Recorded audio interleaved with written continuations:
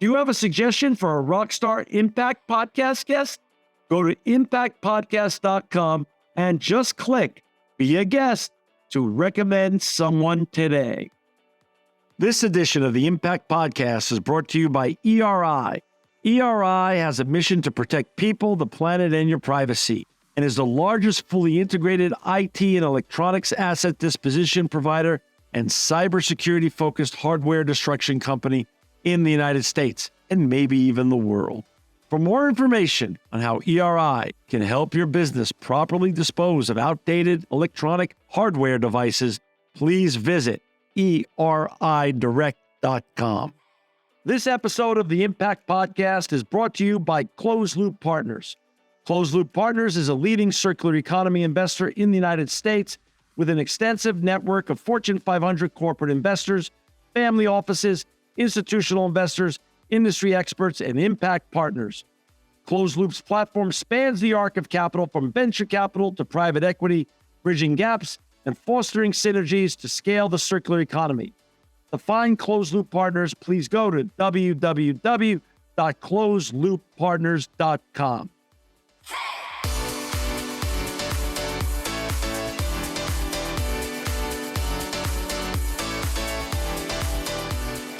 Hitting the target means in your business, when your old business 20 years ago, the target expires. Targets were people in my missions, like important people. For example, like criminal gangs leaders. I wouldn't go further about my previous targets right. But they were important people, and your mission was for them to be gone. Either to be gone completely, either to make them my informers. Oh, okay. My loyal informers. Right. Sometimes they wouldn't even know, but they would like give me certain information without even knowing. Like the Vladimir mission, that's exactly who he became. He became this informer without even him knowing and understanding that he was passing me important information, because eventually my target was the termination of the criminal gang who was supplying drugs from Afghanistan to Russia. So that was my mission, and he was my target, but he was my informer. Understood. How many, about how many targets did you have to go after in your career, if you were to guess? And I know there's no way of remembering perfectly, but did you, in your career in what you did as an agent, was there 100 targets that you had to go after? 200? You see, it's almost like asking me like how many people you sleep with. It's a question. I will explain mine, because some missions, they were very short. Oh, okay.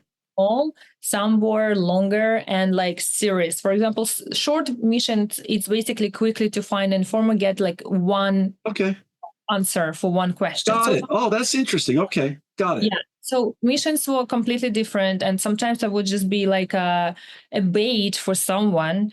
And I would just like, just ask some question and I'm gone, you know. Right. And then when you went on these missions, sometimes you had a whole team of people backing you up. So sometimes you didn't have to make the person expire. They took care of that for you. Agents would never work alone. This is you know, like a James Bond, he has this team behind him, like right? Or like any superhero, like Batman has Alfred. You have to have the brain behind you, like, you know, like a manager sort of like who will kind of like cover you up or like back you up if something happens. You know, force majeure can happen, whatever can happen. Right. Car accident can happen. You must have somebody who can unforeseen circumstances. Yeah, just like quickly and very professionally. So of course you cannot do mission by yourself. No. Understood. And like we talked about earlier, sometimes your target was a woman as well. Wow.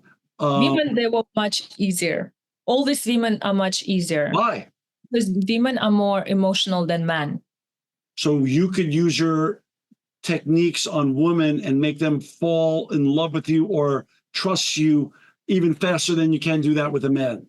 Yes, because I'm a woman and other women with me, they feel more safe, right? Because like I'm same gender, so they feel they can trust me, and I can easily find topics which would be sort of like, in her opinion, similar to my experience. Got Okay, it. so I kind of like would adapt myself to a woman, her needs, to find out, and then make her to be my friend, like the best girlfriend.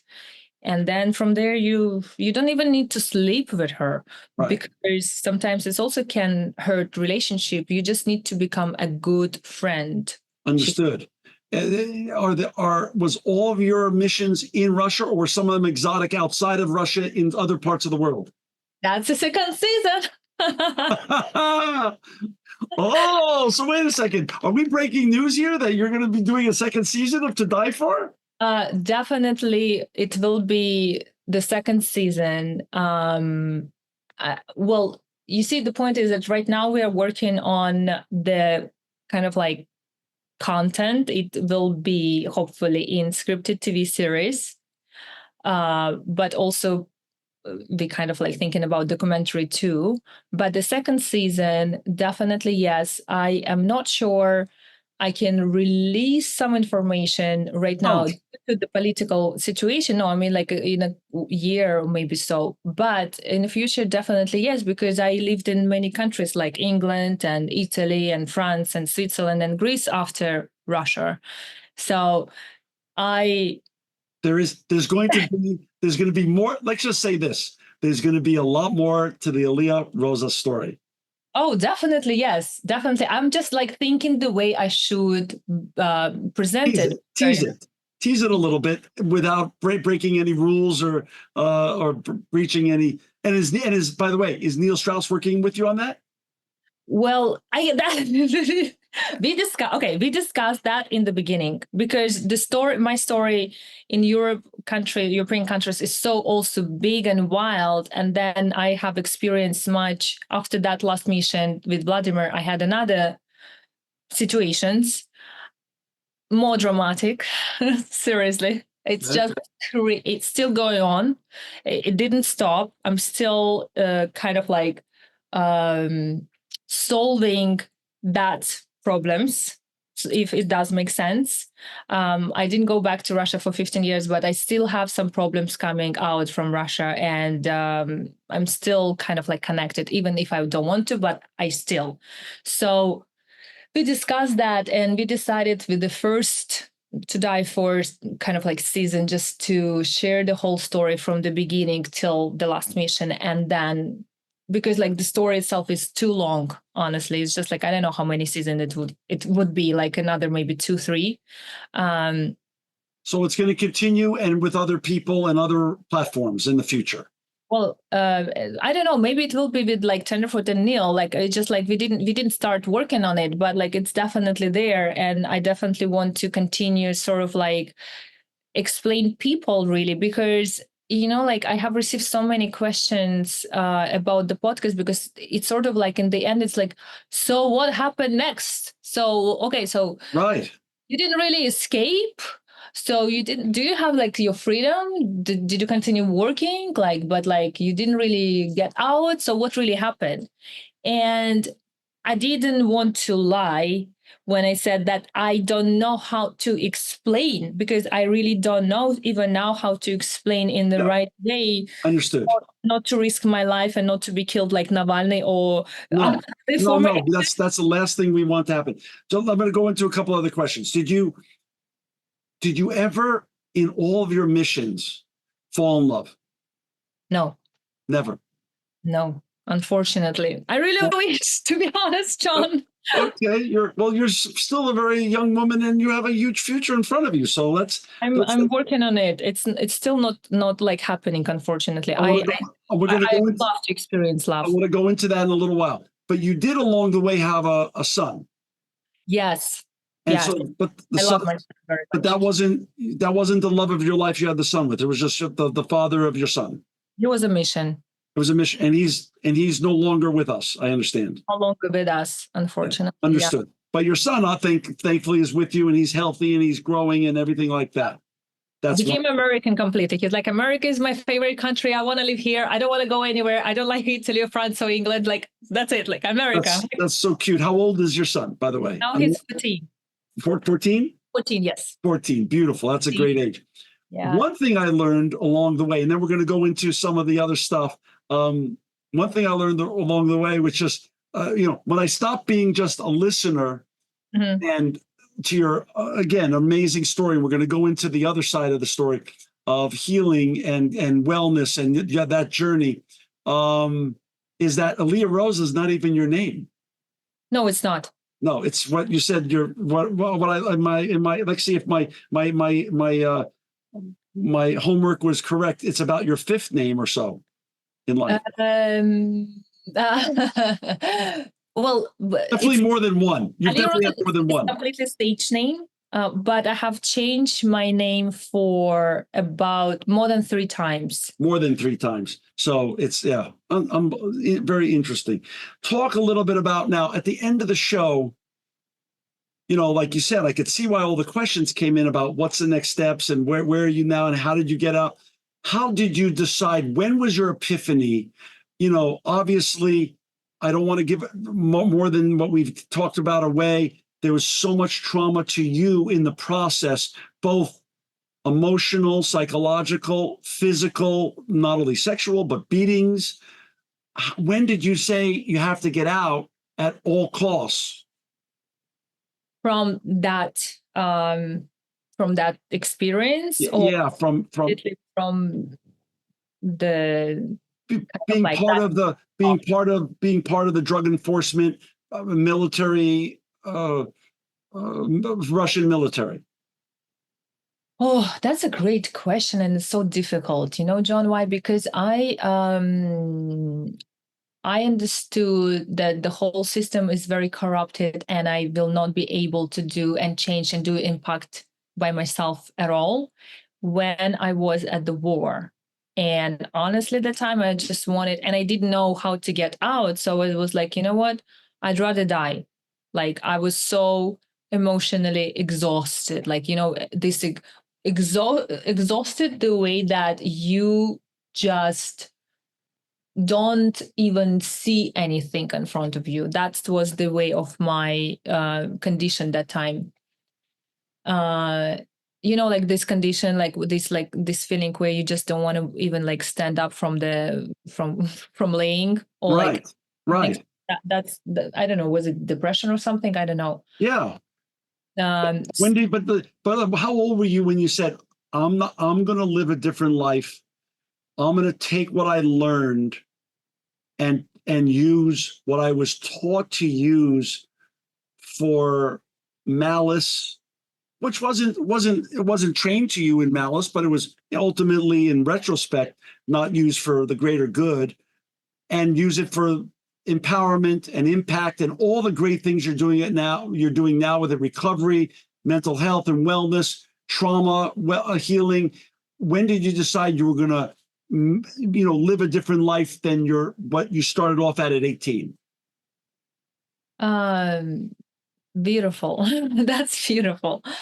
The beautiful thing that I realized that only when I received the first message in Instagram from a girl who that time was 16 years old, and she said, I want to suicide, and the only one person I want to know is you, because I just admire you and your story and everything. And thank God. After the podcast? Was that after the podcast?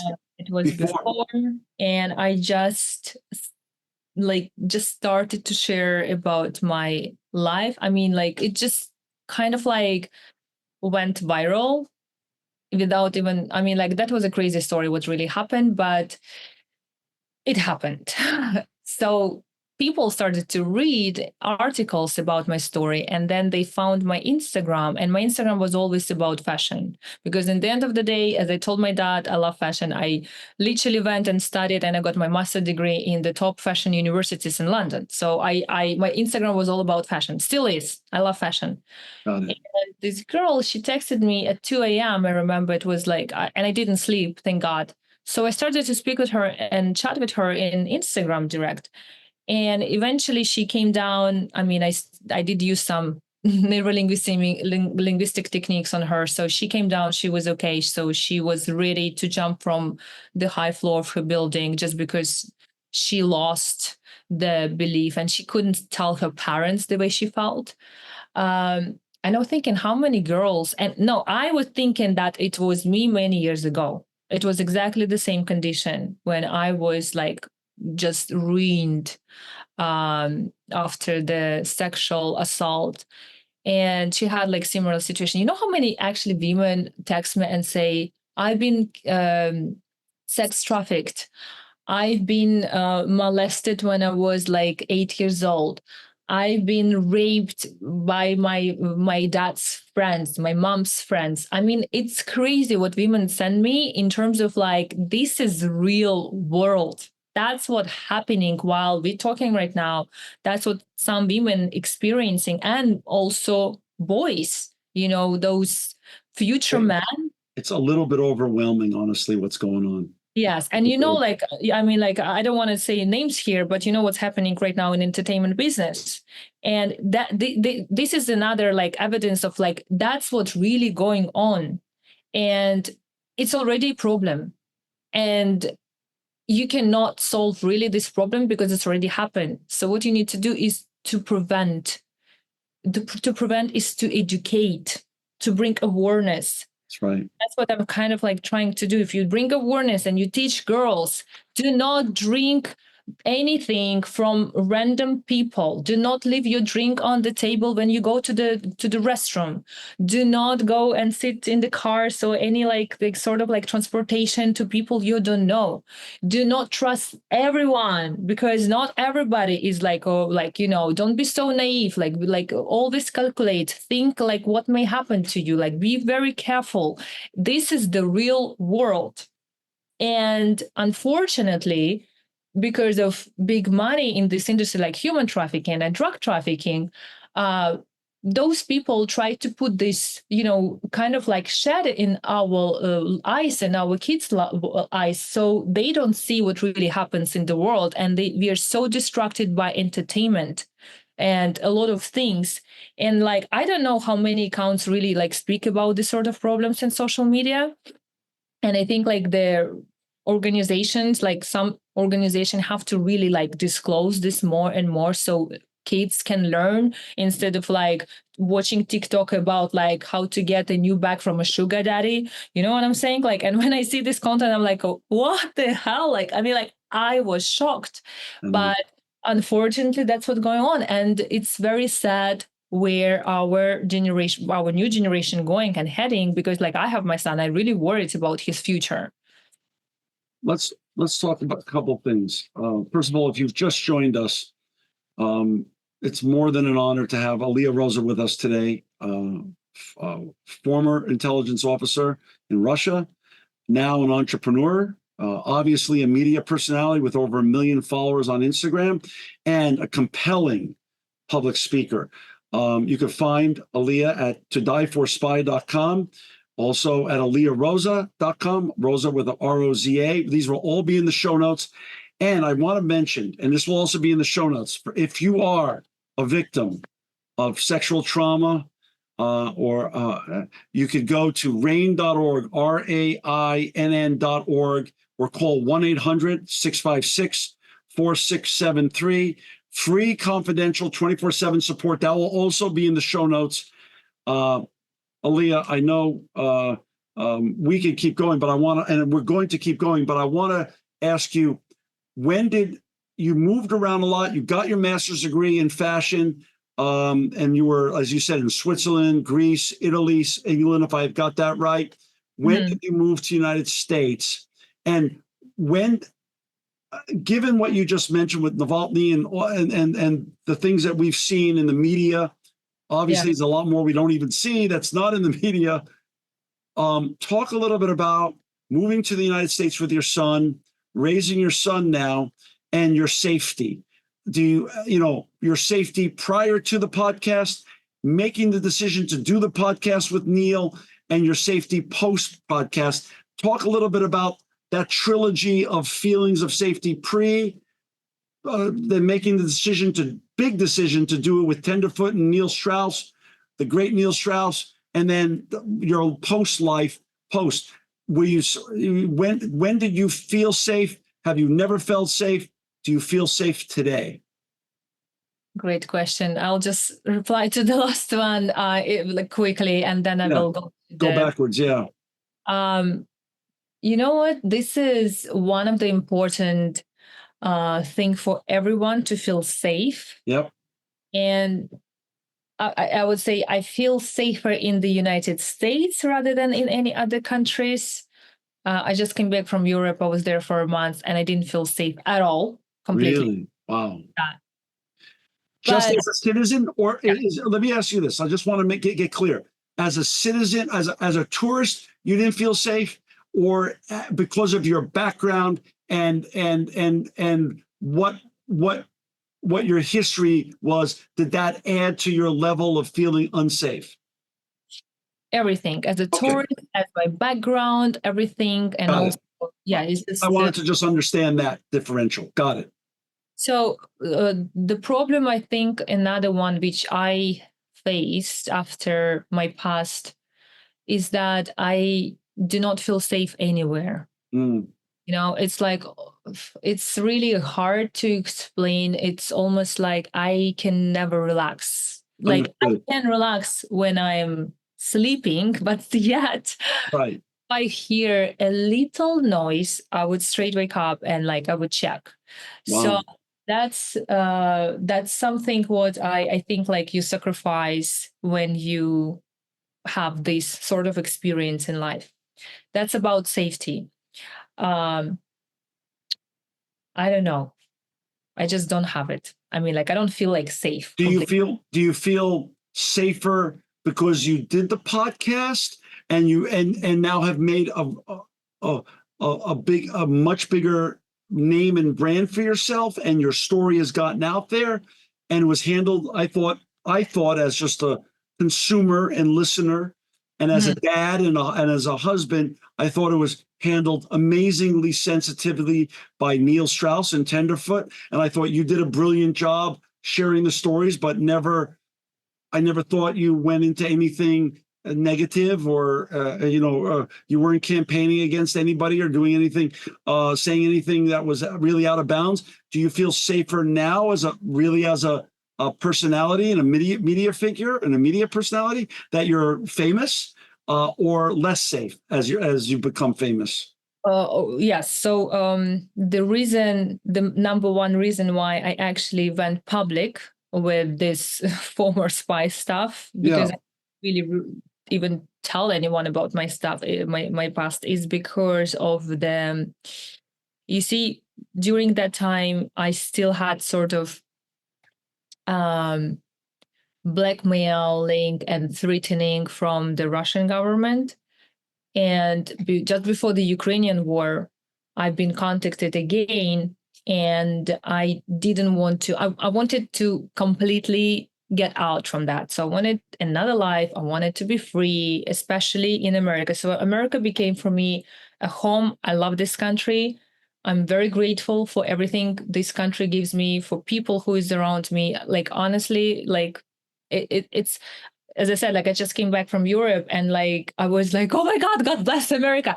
Like I don't know how to explain people living here how amazing this country is. Of course, there are a lot of, minuses too, and it's normal. Right. But I lived in many countries, and if you compare America to any other countries, like lifestyle, this is the best country to live. I mean, like, guys, you are lucky. I wish I was born in the United States. I wish, but I wasn't. Okay, so but I'm happy that I have a chance to live in America right now. I honestly don't want to live in any other country. Like, and you're very young. I mean, you still have a huge life in front of you. Life expectancy is now close to 100, if not more. You're still a very young woman. So although you've had a lifetime of experiences packed into the last 25 years or 20 years of your life, let's say, you still have a huge blue sky or runway in front of you. So that's beautiful. Thank you, John. Well, yes, I'm happy to. And you're a citizen now of this country. You're a citizen. Not yet. Not yet, but that's in process. I have That's a green card. right. But your son, and the same thing with your son. He's going to be a citizen too. Well, yes. I mean, theoretically, yes. We supposed to be one day, hopefully Right. very soon. So that would be ideal, of course. And once I will get it, like I'm just. Got it. Then you're I set. don't want to live in any other country. Like I Right. want to stay here, and I want to pay my taxes. Right. But Work in this country. so because of the podcast, do you feel safer now? Right. So my colleague actually, and I do believe she was killed because when I begged her to give an interview for the podcast, who actually advised me to go public, I was like, please advise me as a 55 years old active agent, like seeing many things which I haven't seen. Please advise me what to do to feel safer and to just have sort of like security and insurance and get out of all that. Because that time it was just before the Ukrainian war. So it was really intense, right? Mm. And those former agents were approached by the FSB, especially whoever lived in the United States. You remember that big, huge case when 10 active agents were deported from America to Russia. You remember it was a huge case. Right. Right. So, and there were a lot of like female agents too. So obviously I wanted to be completely clean, right? I wanted to just sort of like apologize and regret and kind of like confess sort of like I wanted to get out from that trap where I've been all these years. So my colleague, she advised me, she said, why don't you go public and just like share to the press about your past? Because then you kind of like, that's it. Like once your face is there, like nobody will touch you. Like you become like media person and you're like pointless. And I agreed doing that. Then I asked her to give, and then we started to work on the podcast with Neil. And then I asked her to give an interview to Neil about her previous missions and all that. But I promised to help her with political asylum here so she could move from Russia to America. Mm. And literally just in 3 weeks, I called her, she didn't pick up. And then eventually her, I think her nephew. So yes, so he told me, oh, she died. And Wow. I mean, she died. She's 55. I just spoke with her like a couple of weeks ago. What are you talking about? He's like, oh, she suddenly out of blue, and she lived by herself, no kids, no husband, obviously. She wasn't allowed. She felt bad. So either she herself or somebody, I don't know, called emergency. She came to the hospital and she died like that. And it's exactly how it was with my my beloved man who actually died like literally the same way. Like we had a dinner in 1 hour, he felt bad, went to the hospital, dropped dead straight. So the poisons there are very advanced and so advanced then in literally like 24 hours, even if you do like autopsy, you cannot find it. And the doctor would say, oh, it's probably, like heart attack, Natural causes. whatever, but like they wouldn't find it. And it's a perfect weapon to use because like it's always clean, no blood, So that unfortunately happened. So I feel Does that like mean they were listening to you, listening to her, following you, or a combination thereof? you mean like this woman? Yeah.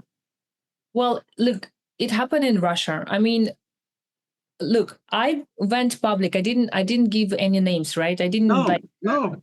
I wasn't really like going harsh as little. No, you weren't specific at all. You were giving general storytelling. That's it. Like I didn't do it. It's my story, Right. So I'm not like giving all the secret information like Navalny gave or Litvinenko gave. No, not at all. Right. So, and I mean, like killing me, it would be like really sort of like silly action, to be honest. Right. And it would cause even more like drama and all this like, situations. So that's why being in Hollywood right now, it actually helps it helps like it helps my security and my safety. It's almost like Understood. friends. Understood. Yeah. So that was the first reason why I was doing that. You lived in all those countries after your life as an agent. We're going to say agent. Mm-hmm. When did you start your journey of mental health and wellness? Realizing that you had so much of a burden from your trauma, your PTSD, and everything else that you've endured your life. When did your mental health journey and journey to wellness start? John, is a great question. You know why? Because people, as I also like, I never did realize that we have really deep traumas. Yeah. You know, unfortunately, we just like don't realize it till the moment we would have like a really big breakdown. Right. And my breakdown, well, I very rarely I would have a breakdown, like very rarely. But then this happened exactly when we started to work on the podcast. And it was so bad that I like it was really bad. So for a long time, I was, I think like it's in the second or maybe third episode where Neil speak about it, because he called me and I was like, I mean, this was the worst. I just don't know how to explain where you feel like you don't want anything, like completely like nothing. And all you want just to die. That's Wait a it. second. This is shocking to me. I have to be honest with you. After listening to so many of the podcasts and then other interviews you've done and reading about you, you didn't start this journey till the podcast. I thought this had started way before because. Yeah, I always work with therapists, but Okay. on the problem of being raped and abused. Okay. I did not know that I have much bigger trauma. Right. till this podcast. Oh, because I dissociated that life completely. So I pretend it wasn't my life. I pretended that I just don't remember. It was like a nightmare or so like, so I dissociated like my life completely that much that I just moved into a new life, living as a mother, you know, as a just like normal human being, you know, with just like routine. And what happened there, I was like, nobody needs to know, and I will not tell anyone. That's it. I'll just close this door and pretend that this never happened. And when like Neil slowly started to open these layers one to one, at one point I just couldn't handle it anymore. I couldn't go to that memories because it was so painful, because of the guilt. The guilt literally just like ate me alive. Like But it was repressed guilt. It was repressed guilt. Yes. So when I would come to the therapist, I would say, well, I have problems with men.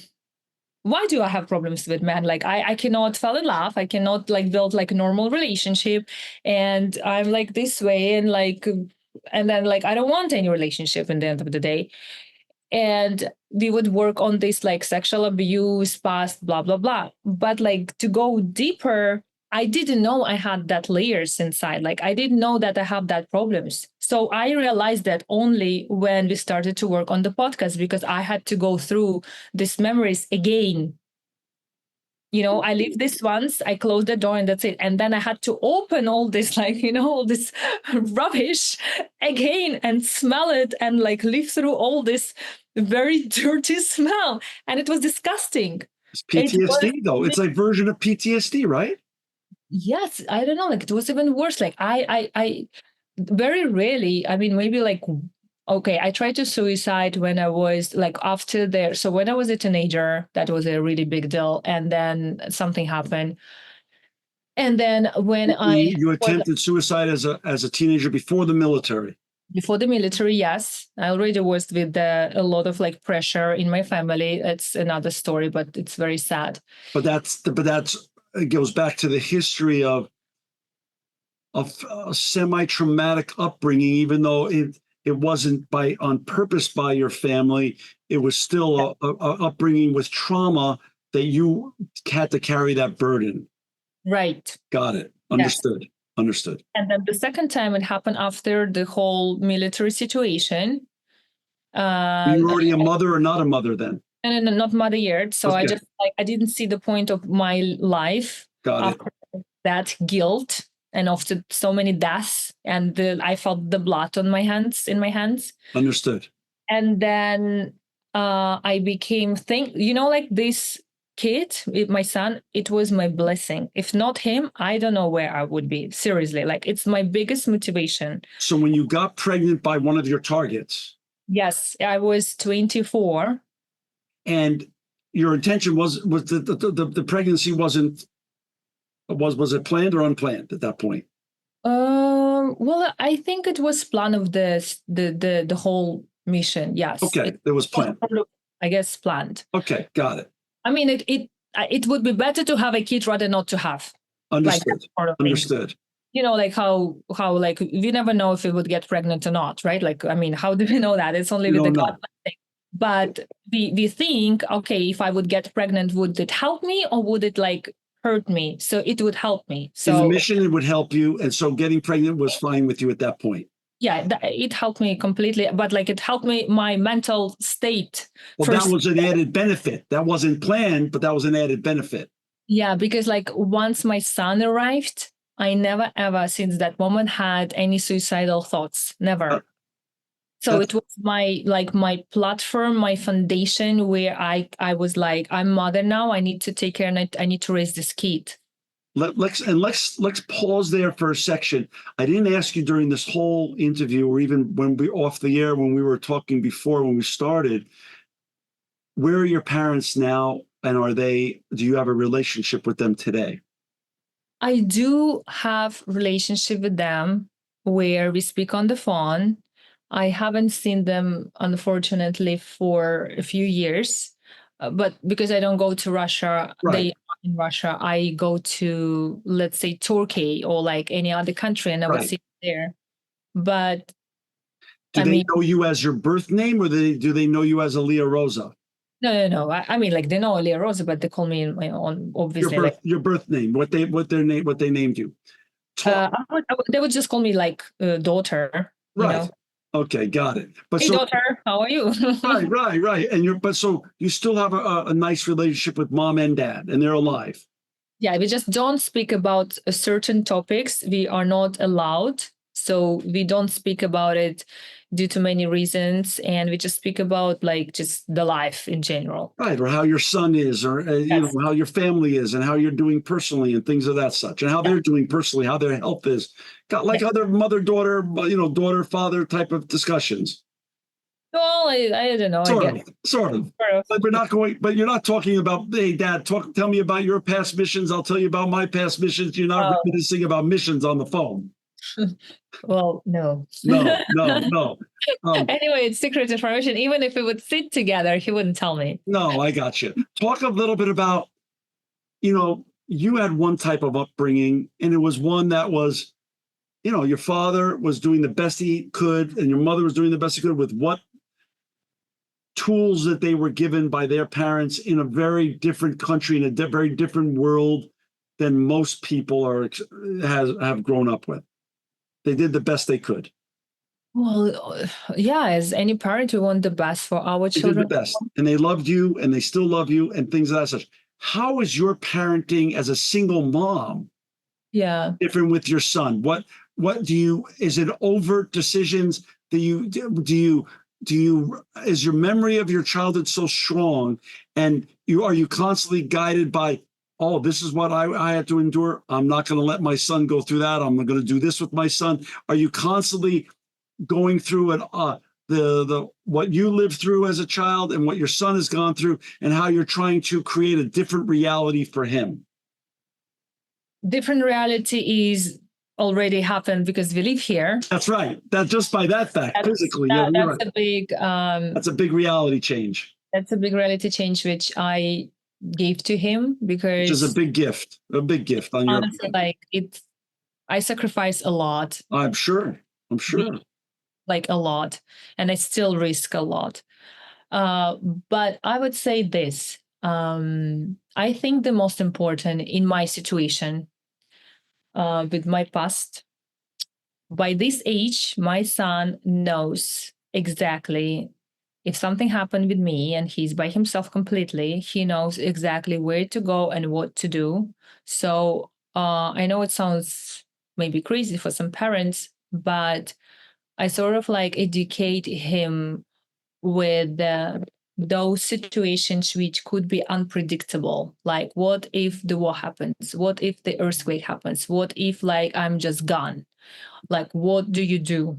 And then certain skills in life which will help you to survive, not just like make money and so on, but we speak a lot about his future, how he sees his future and what career he wants to do. And like I'm kind of like explaining him and aligning like different possibilities for him, because like I know his character, I know what he likes, what he doesn't like, and all that. So when I'm explaining like, okay, so this profession, you can make that much money, you can do like this. So if you want to do this, you need to like learn these subjects and like put your accent into this and this and this. So I try to raise him not like my dad did raise me, but in a way that maybe it's not good, and maybe it's really harsh that he doesn't have this like childhood where he knows that mommy will do everything for me. But I just, because I'm this way, and he doesn't have a second parent, and I don't have man next to me who could be his stepdad, and I really feel guilty about that I just didn't give him this father, I mean, like the father role figure, unfortunately. But I mean, like, it's again another sacrifice. And I just want him to be able to survive if I won't be there to support him.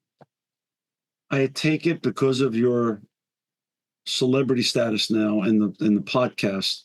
And again, for our listeners and viewers who haven't listened to the podcast yet, the podcast is To Die For.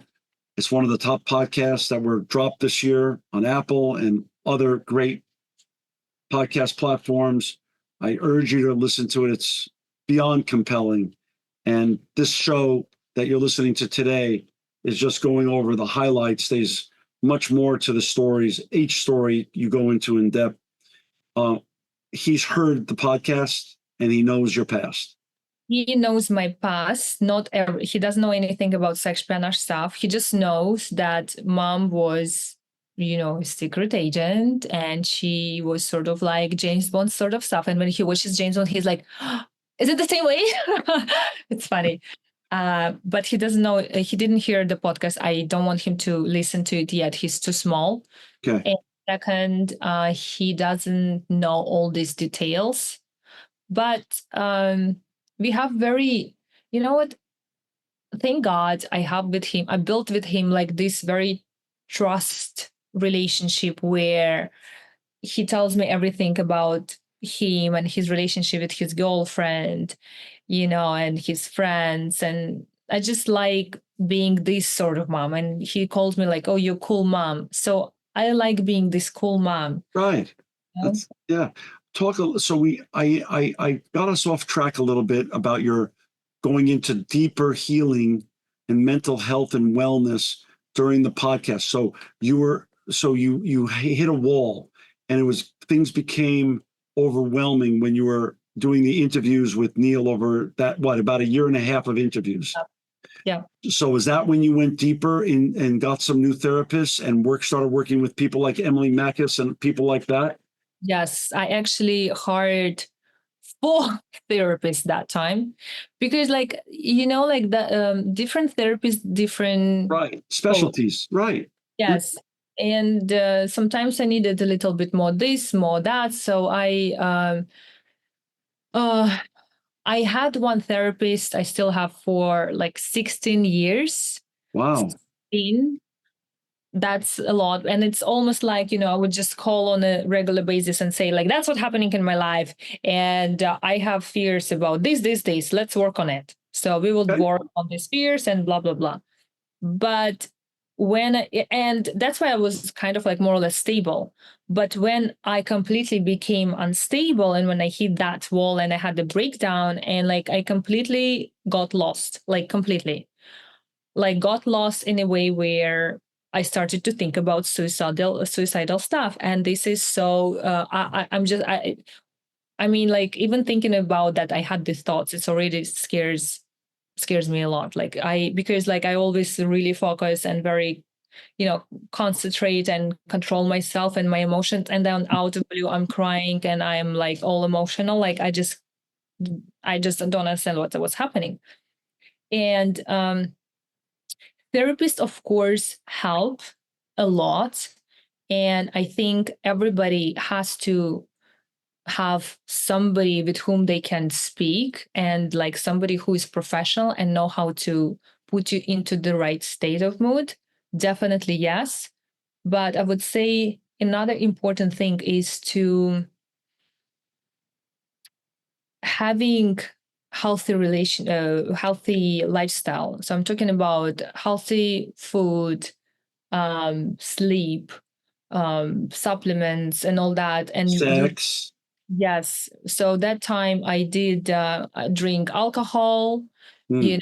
Even though like I'm not really a fan of alcohol, but like when you have trauma, when people have traumas, they consume They alcohol. medicate. They medicate themselves with different things, whether it's sex, food, Yes. drugs, alcohol. They numb themselves. Yeah, to reduce the pain, because pain is too much. Right. It's like Understood. painkiller. So you were using alcohol as your numbing agent.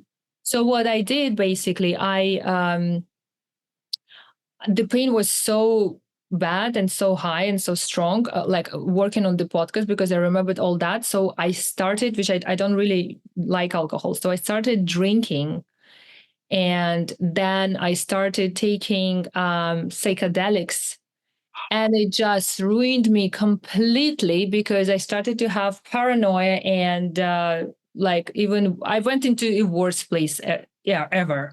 So what I'm saying is to get there, working with therapists, yes, for sure, but also you need to control what do you consume. And in my situation, I mean, like if I wouldn't take this stuff, probably I would be better. But I also took that to numb myself, and it got me into a worse reaction. The worst result could be, Right. you know. Right. So I honestly scared of alcohol. I don't drink. Like I really scared of alcohol, because like if I drink some more than enough, like 2 glasses, Right. I may go back to this dark side. I don't want to. Right. So you know yourself. Gotcha. Yes. So I think it's very important. Did the therapy during the podcast help? Are you better today on the other side of the podcast? Was a couple of things. Did the therapist and the let's just call it the eggs that you cracked open during that podcast, was some of the traumas that were revealed and revisited, have you found relief for them now? And was the podcast itself a form of therapy and healing? Yes, the podcast is sort of like therapy and healing for everyone, because when we share our traumas in an authentic, vulnerable way, we sort of healing ourselves. Right. And the most scary is to share. That's the most scary thing ever for anyone, because you always think like what people will think about me. It's like, will they judge me? And like people judge me. And like, I understand, like when I read negative comments, it's just like, oh, it's so painful to hear. But I'm like, I understand. People are different. Opinions are different. What can I do? Mostly of course, like those people who write me in Instagram and leaving comments, they're amazing and beautiful, and I'm so grateful, because it just support me, and that's actually what makes me to go ahead and makes me like driven even more to what I do. It's amazing. But I think that if you have a trauma, and we all do, We all do. Yep. Definitely start to work on it as soon as possible. Do not say later, maybe, or whatever. Like start to work on it, even if you do it like once a month, better once a week, of course.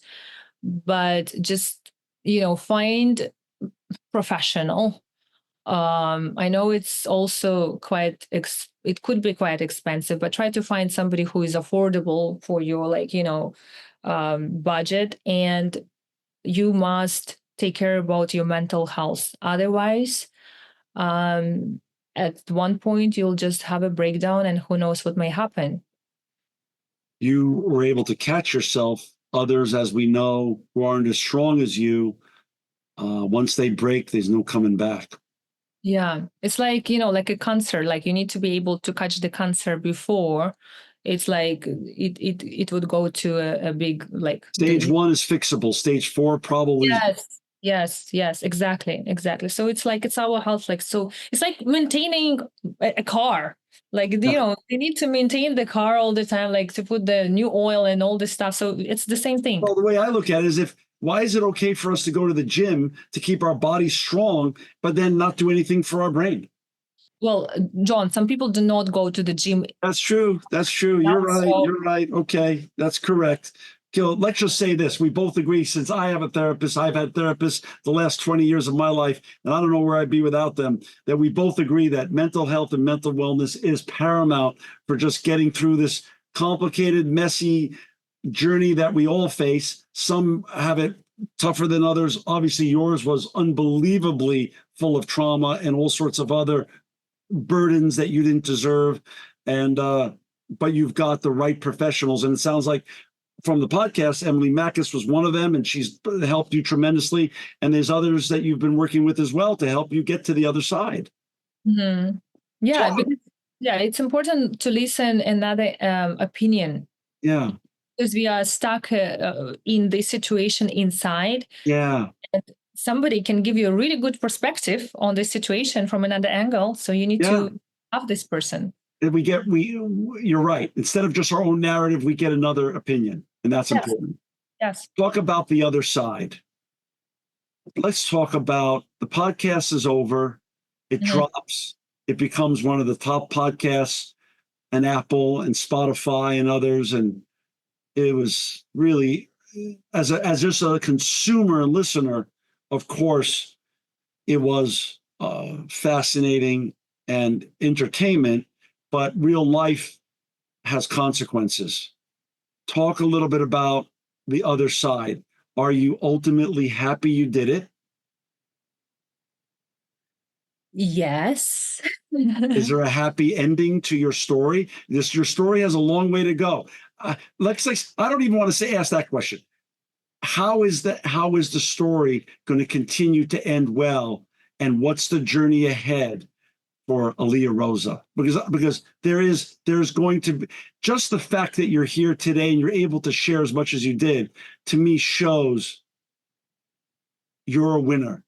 You're a survivor. You're not just a survivor, you're a thriver. Thank you. It's the truth. What you've been through, many others would never have made it through. Never be here today. Never accept doing interviews with folks like me and many others that you've done really, really helpful interviews with. How's the response from the general public, as you said, from other men and women who have endured horrific trafficking or traumas that are almost unbearable to hear about? Have they reached out to you? And then when you go to sleep at night and you lay in bed and say, has this been worth it? And you say, oh yeah, I got that DM today or that email today, and I helped this person. I made them feel not so alone. How has that been going since the podcast came out?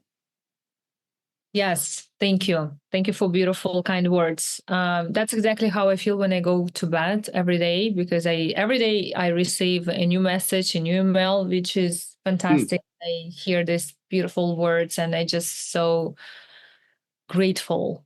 On another side, though, in Russia, I kept a few properties, and some properties which were on my name got arrested.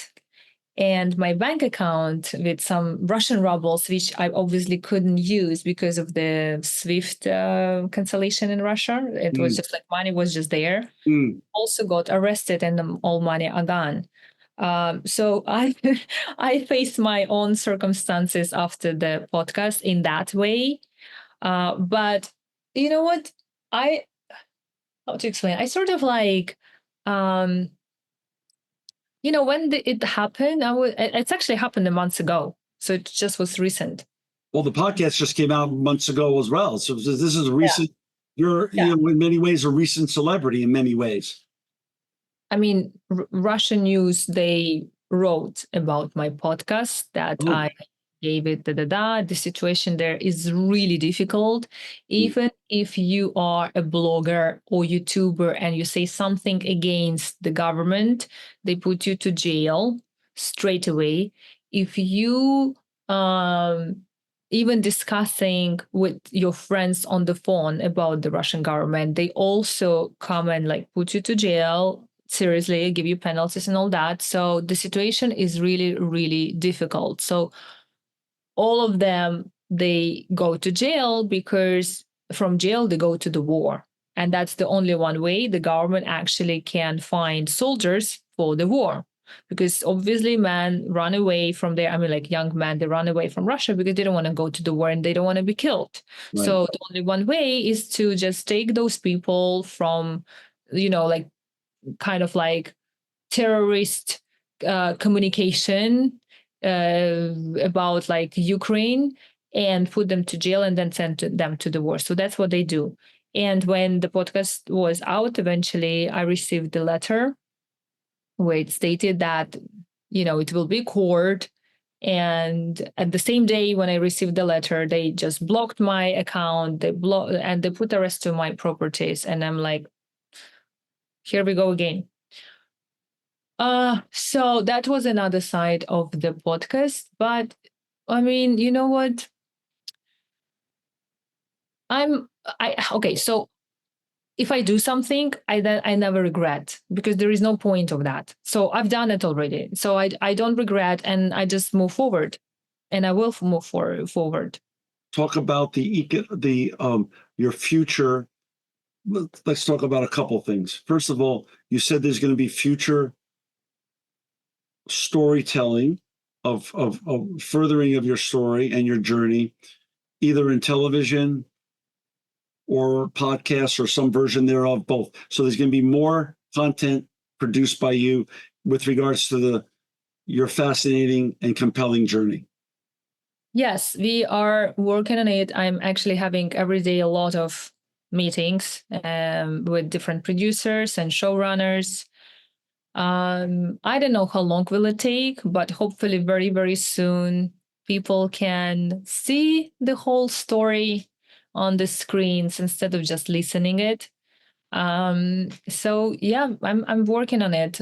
Many projects. And I'm going to ask a silly question, then we're going to go back to serious. Silly question is who do you hope plays you on the big screen one day?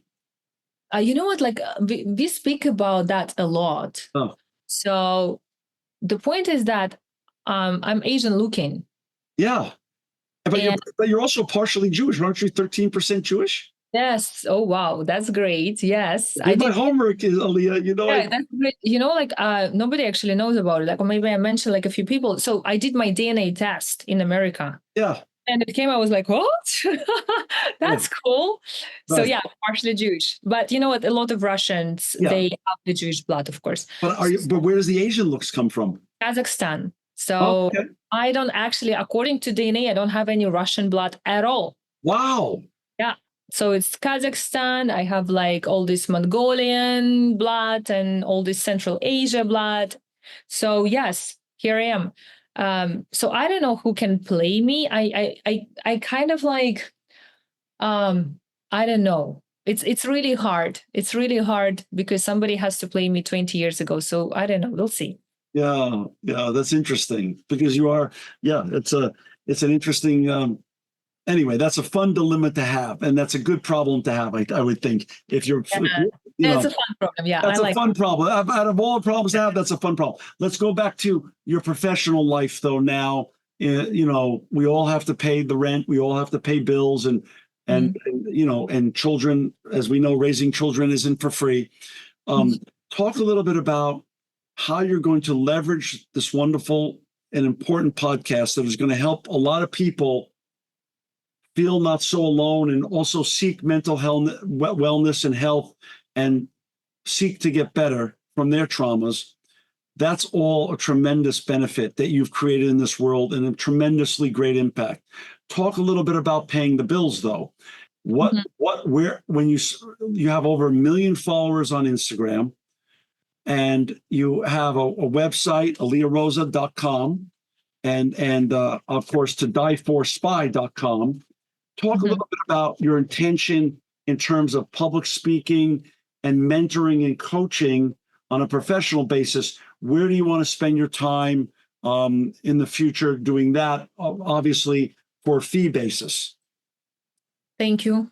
That's a great question because it's a future, and I think a lot about what heritage, what usefulness, what impact can I actually do in my life? Right.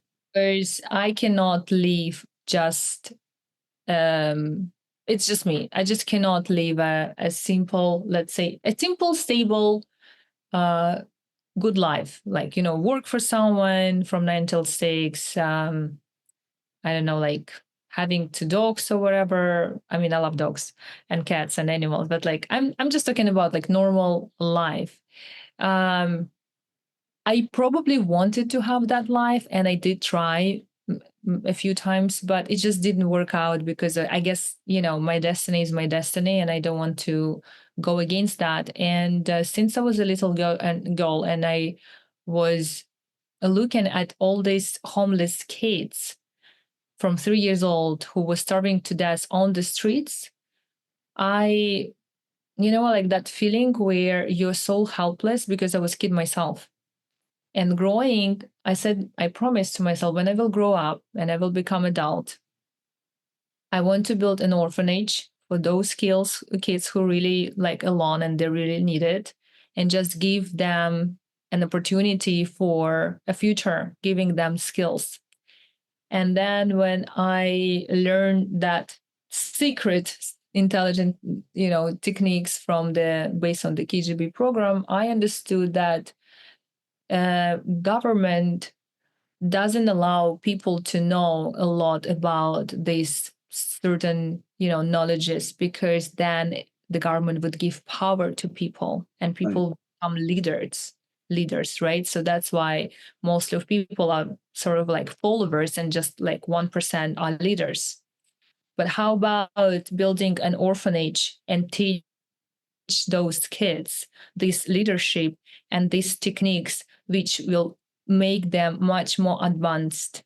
And how about raising them to a certain point where they become adult, and them to come to this world and teaching others of this, lifestyle techniques and knowledges, which are secret, but it's like really important. And that slowly, I see the way of changing the world to a better place through knowledge and education.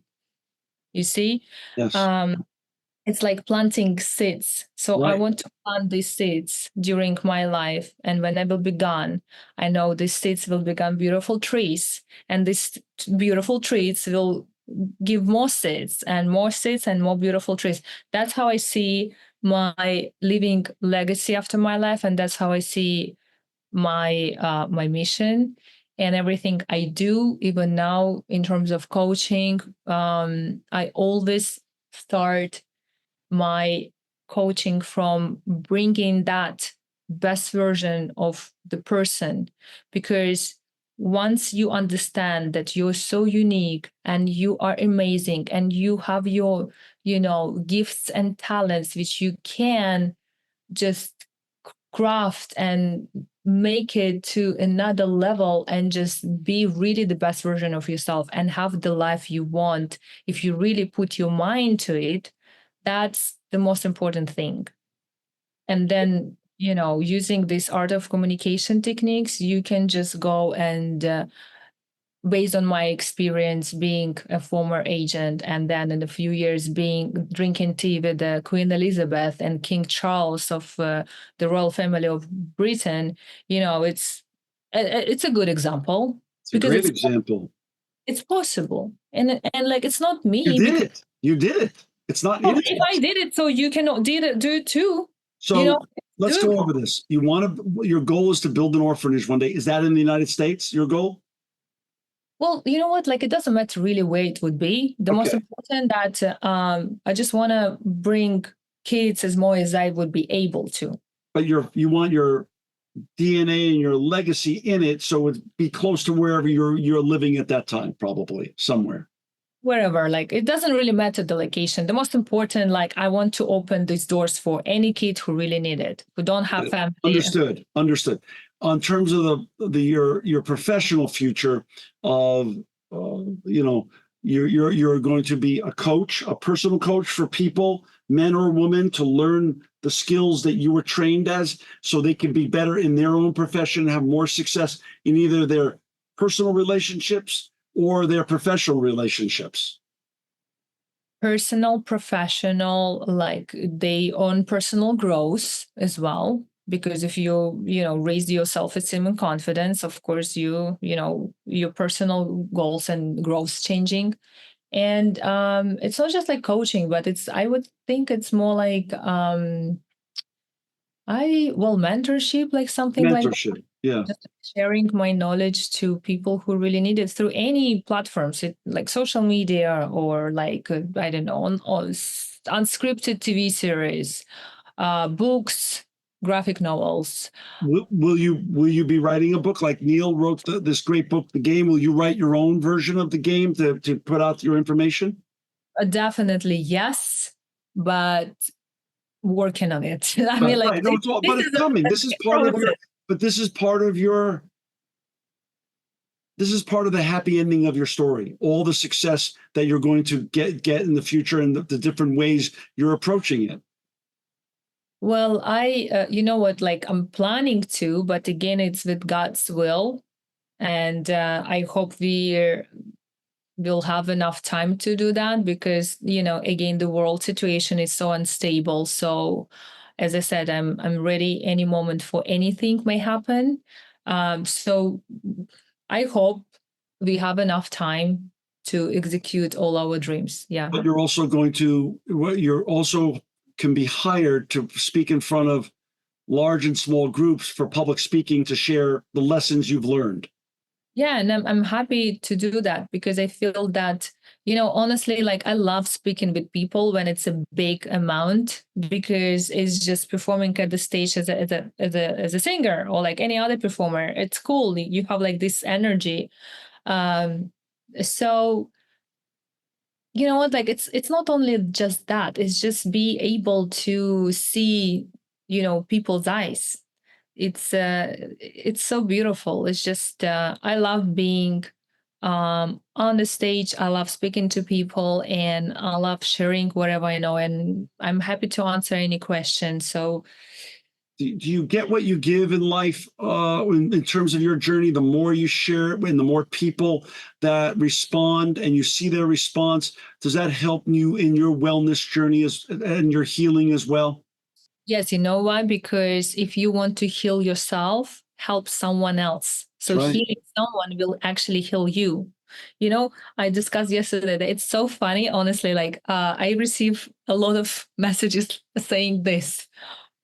Oh my God, I listened to your story and I feel much happier knowing that somebody has worse trauma than me. Seriously. And it does make sense. It really does.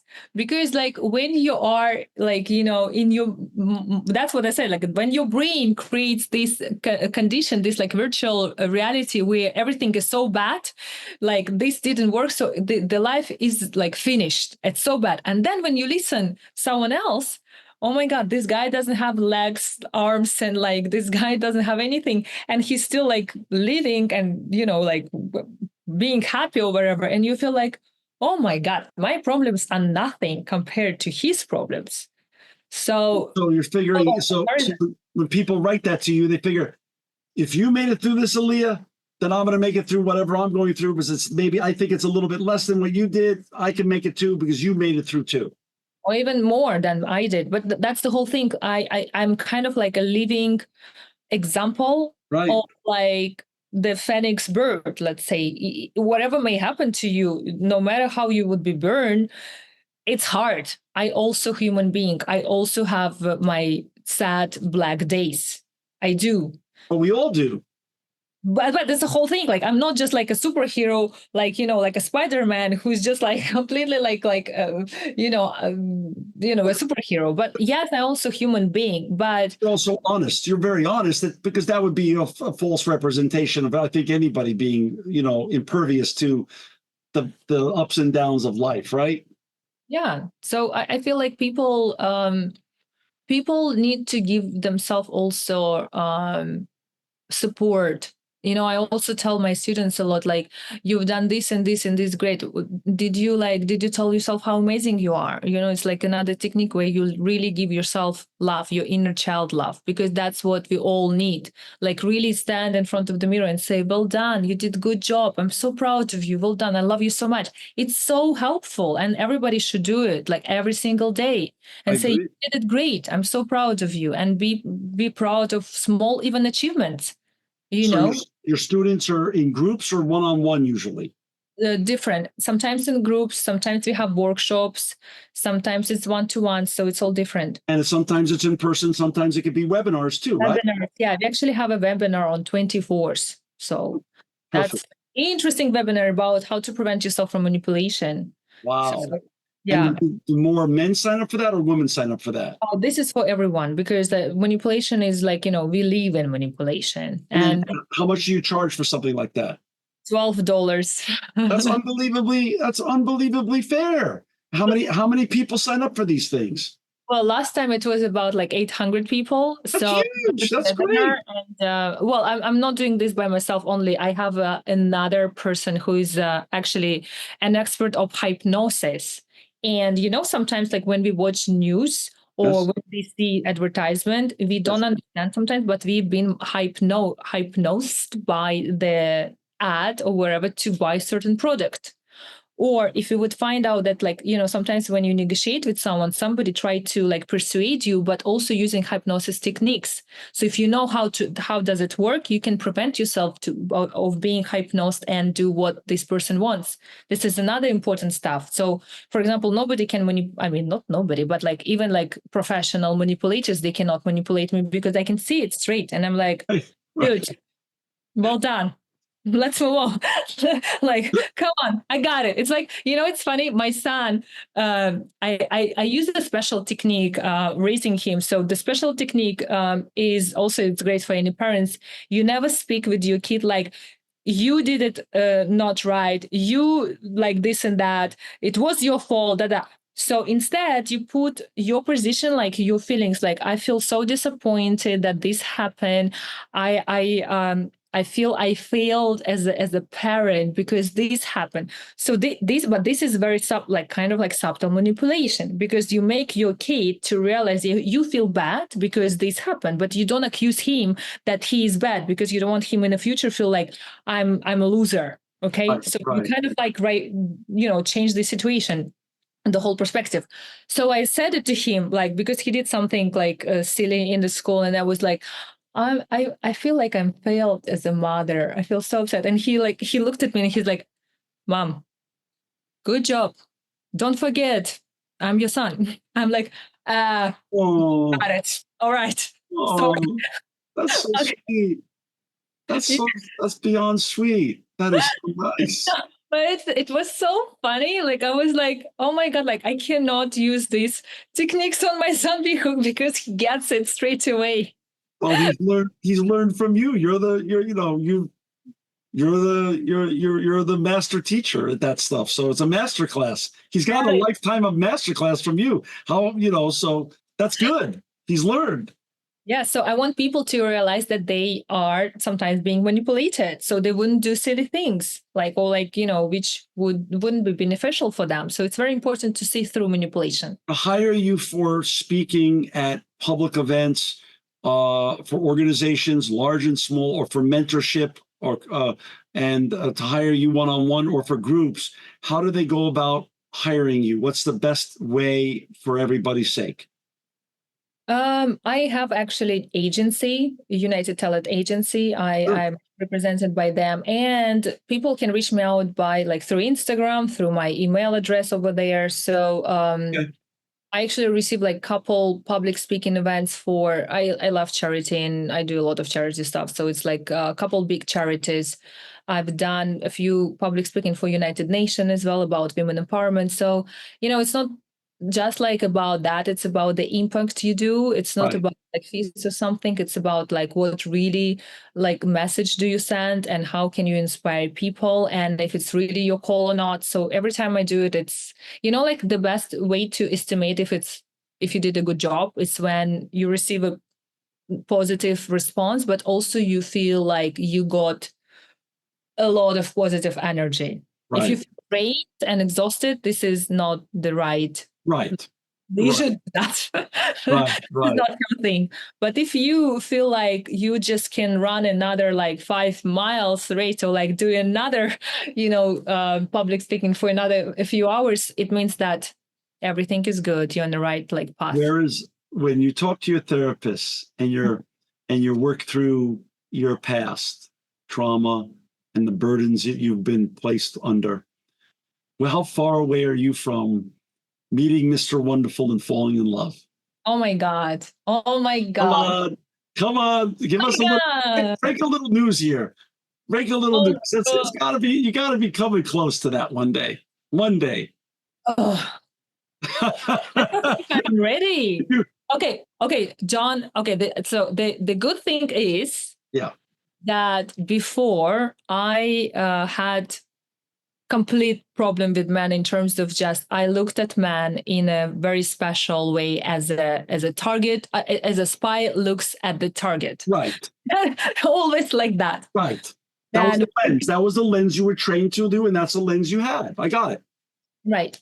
Then working with therapists, they kind of like changed my perspective where right now I look at men as I genuinely speaking love men.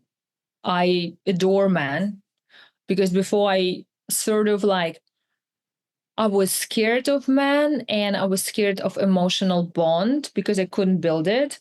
And I was just always hiding or running away. So I was always in that position, running away. Anytime the emotional bond may happen. So I would be just like, no, block, Right. see you never. Right. Right. Right. Right. Now, actually, I'm doing a really big progress thing. Great. So I started from building emotional bond through friendship. So I have very close friendship relationship with men, which I never had before. Great. So it's a big progress. So the evolution's happening and you're moving in the right direction, let's say. Yes. So about Mr. Wonderful, I think that I give myself time for that because I want to I really focus right now on my work and I really want to make it Right.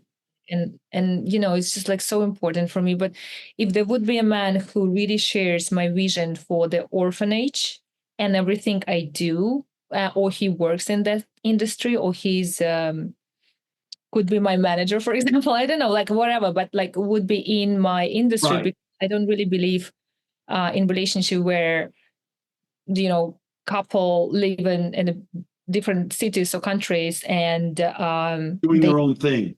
stuff. Yes. So it's just like so less like interest between each other. Right. So if this Mr. Wonderful appears in my life, or if you hear me, let me know. I'm joking.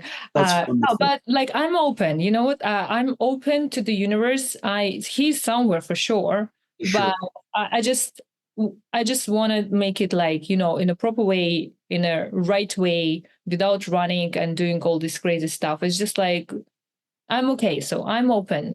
Do you feel that with all the therapy you've done and the work on yourself and the podcast and the positive affirmations you've gotten back from so many people on sharing your story, are you becoming more open to feeling your feelings now than ever before? And and getting over the history you had of disassociation? Oh, John, being a human being, it's so painful. I didn't know. Nobody told me. Like it's Nobody so told any of us. nobody. Why didn't they tell me this before? I probably wouldn't agree to do that. Got it. Is it Yeah. getting better? Are you becoming, is the disassociation that of that learned behavior becoming more, are you open to feeling your feelings more than ever before? Yes, and it's painful. That's what I'm saying. Painful for all of us. I don't know, how do you leave? Like I really don't know. I don't understand. Too funny. Well, It's so hard. It's really hard. Like I'm still like, yes, I'm experiencing a lot, and it's really hard for me. Like understood. yeah, But just the one thing you've proven to your listeners, to the people who listen to your great podcast, and we're going to put everything in the show notes, all these contacts and platforms. But although we all know that we really can't change our past, what you've proven and you're living proof of is that you could change your future. yes, for sure. You cannot change your path, for sure you can't, but you definitely can change your and future and your life and even your present, even now. Like we live today, and if you is a small little action can change everything.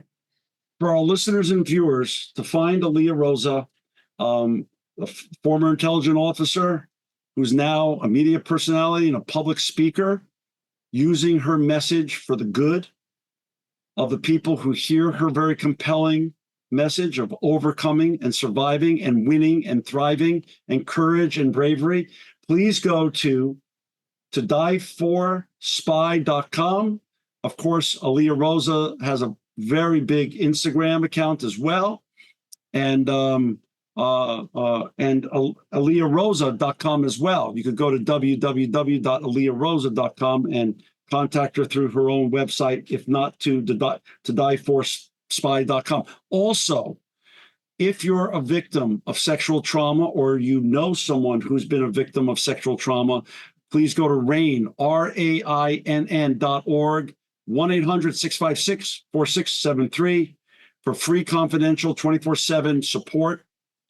And if you have any thoughts of suicide or any of those tendencies, or you have a friend or relative that does or is in trouble, the beauty now is there's a phone number, 988. You could text or dial, and there's 24/7 help for you. We will have all of those platforms and websites in our show notes.